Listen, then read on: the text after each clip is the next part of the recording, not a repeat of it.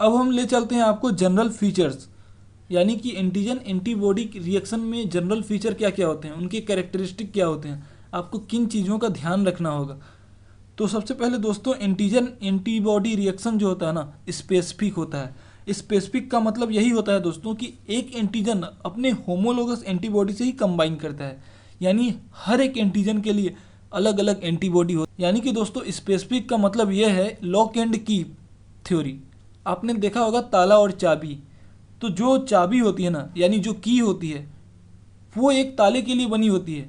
अब उसी की से अगर दूसरा ताला खोलने जाओगे तो क्या खुलेगा? क्या नहीं खुलेगा ना।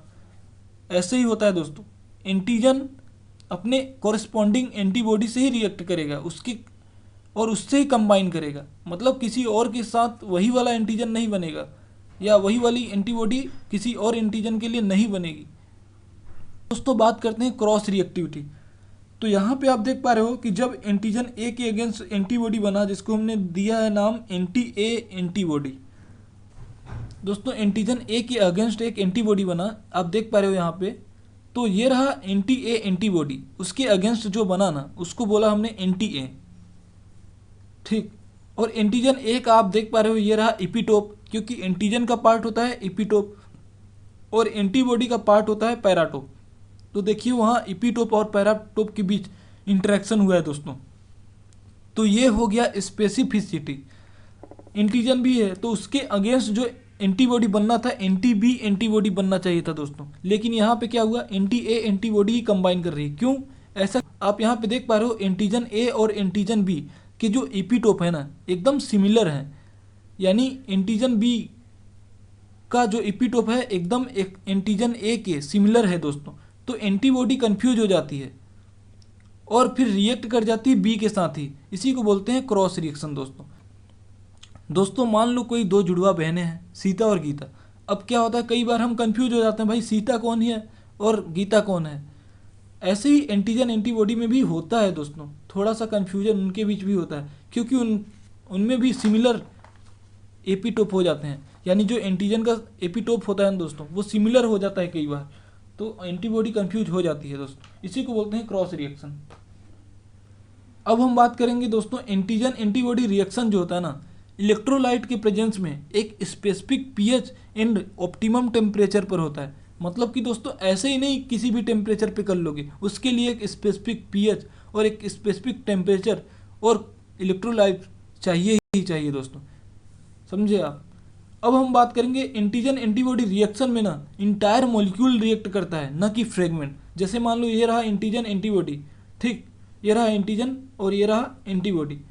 तो इनमें केवल छोटा सा फ्रेगमेंट या पार्ट रिएक्ट नहीं करता दोस्तों, पूरा का पूरा मॉलिक्यूल ही रिएक्ट करता है। तभी ना जब एग्लूटिनेशन वगैरह होता है तो पूरा का पूरा मॉलिक्यूल एग्लूटिनेट हो जाता है दोस्तों। और फिफ्थ नंबर में आप देख पा रहे हो कि नो डीनेचुरेशन ऑफ एंटीजन और एंटीबॉडी ड्यूरिंग रिएक्शन। यानी यहाँ पे डीनेचुरेशन नहीं होता। अगर एंटीजन एंटीबॉडी का रिएक्शन होगा तो एंटीजन एंटीबॉडी कॉम्प्लेक्स बनेगा ही बनेगा। ऐसा नहीं कि एंटीजन डीनेचर हो गया या फिर एंटीबॉडी डीनेचर हो गया, ऐसा नहीं होता दोस्तों। एंटीजन एंटीबॉडी कॉम्प्लेक्स बनेगा ही बनेगा। 6 नंबर पे आप देख पा रहे हो reaction occurs at the surface. और जो एंटीजन एंटीबॉडी रिएक्शन होता है ना दोस्तों, सरफेस पे होता है, ये समझो आप। 7th पॉइंट है दोस्तों, both antigen and antibody particulate in the reaction. हाँ बिल्कुल, एंटीजन और एंटीबॉडी उस पागल प्रेमी की तरह है दोस्तों, जो एक दूसरे के बिना रह ही नहीं सकती। अगर एंटीजन आया है बॉडी में, एंटर किया, तो उसके अगेंस्ट एंटीबॉडी बना ही दोस्तों। एंटीजन के अगेंस्ट अगर एंटीबॉडी बना है तो आपस में वो बाइंड तो करेंगी ही। ऐसे ही जैसे कि दो प्रेमी एक दूसरे से दूर तो रह सकते हैं, लेकिन एक दूसरे को देखेंगे तो आएंगे ही पास में। ऐसे ही होता है दोस्तों। दोस्तों एंटीजन एंटीबॉडी इंटरेक्शन होता है तो एक बॉन्ड बनता है, उसको बोलते हैं non covalent bond. Non covalent bond क्या होता है, जैसे कि आपने पढ़ा होगा केमिस्ट्री में, hydrogen bond, ionic bond, wander वाल बॉन्ड, हाइड्रोफोबिक बॉन्ड, ये सब क्या होते हैं, नॉन कोवैलेंट बॉन्ड होते हैं दोस्तों। तो इनके बीच नॉन कोवैलेंट बॉन्ड बनता है दोस्तों। तो ये रहा एंटीजन, ये रहा एंटीबॉडी, तो यहाँ पे आप देख रहे हो यहाँ इंटरेक्शन हो रहा है, तो इसको बोलेंगे नॉन कोवैलेंट बॉन्ड। अब हम बात करेंगे आपको एफिनिटी और एविडिटी। एफिनिटी और एविडिटी बहुत लोग ये रट लेते हैं, और उसका मतलब नहीं समझते। तो आज हम आपको बताएंगे दोस्तों। आप यहाँ पे देख रहे हो इंटीजन जो होता है दोस्तों मल्टीवैलेंट होता है, यानी एक इंटीजन में बहुत सारे इपीटोप हो सकते हैं दोस्तों। यानी इपीटोप क्या होता है? इंटीजन का वह पार्ट होता है जो एंटीबॉडी से रिएक्ट करता है। तो एक इंटीजन में बहुत सारे इपीटोप हो सकते हैं दोस्तों, जबकि एंटीबॉडी तो डाईवैलेंट होता है, यानी वो अगर वाई शेप की है तो वह किसी दो एंटीजन के साथ ही बाइंड कर सकती है। तो मैंने यहाँ पे लिख दिया है इंटीजन मल्टीवैलेंट और एंटीबॉडी डाईवैलेंट। तो दोस्तों net attractive and repulsive force, तो उनका जो नेट अट्रैक्टिव या रिपल्सिव फोर्स होगा between one epitope and one paratope. समझे आप? अगर वन इपीटोप और वन पैराटोप के बीच अट्रैक्शन या रिपल्सन हो रहा है या नेट अट्रैक्टिव और रिपल्सिव फोर्स आ रहा है तो उसी को बोलेंगे दोस्तों एफिनिटी। तो आपको याद रखना है क्या, एफिनिटी जो होता है ना, एक इपीटोप और एक पैराटोप के बीच होगा तो एफिनिटी। यदि एक से ज़्यादा कुछ हो रहा है, यानी कि दो इपीटोप हो रहे हैं या दो पैराटोप या दो इपीटोप और कुछ भी, मतलब दो या दो से ज़्यादा होगा ना, तो एवीडीटी हो जाएगा। दोस्तों एफिनिटी है क्या? बेसिकली बॉन्ड की स्ट्रेंथ तो है।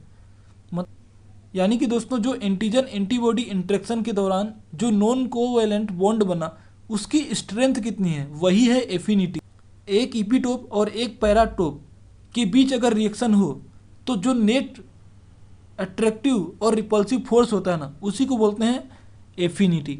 अब हम आपको बताते हैं एवीडीटी। एवीडीटी क्या होता है दोस्तों? जब मल्टीपल इपीटोप बाइंड करता है मल्टीपल पैराटोप के साथ। यानी देखो एंटीजन क्या होता है? मल्टीवैलेंट।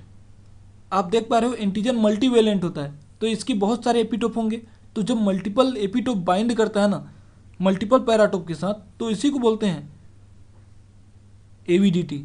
यानी कि जो net attractive and repulsive force होता है किसके बीच? मल्टीपल इपीटोप और मल्टीपल पैराटोप के बीच, उसी को बोलते हैं दोस्तों एवीडीटी। यानी कि एफिनिटी और एवीडीटी में बस इतना अंतर है कि अगर एक के साथ हो, एक इपीटोप और एक पैराटोप के बीच इंटरेक्शन हो तो एफिनिटी, और मल्टीपल इपीटोप और मल्टीपल पैराटोप के बीच इंटरेक्शन हो तो एवीडीटी। आई होप कि यहाँ तक आपको पूरा क्लियर होगा। दोस्तों यहाँ पे दो कंडीशन दिखाया गया है। एक कंडीशन में हाई एफिनिटी हो रहा है क्योंकि यहाँ पे अट्रैक्शन ज़्यादा हो रहा है दोस्तों, और दूसरे कंडीशन में लो एफिनिटी है क्योंकि वहाँ पे रिपल्सन भी हो रहा है।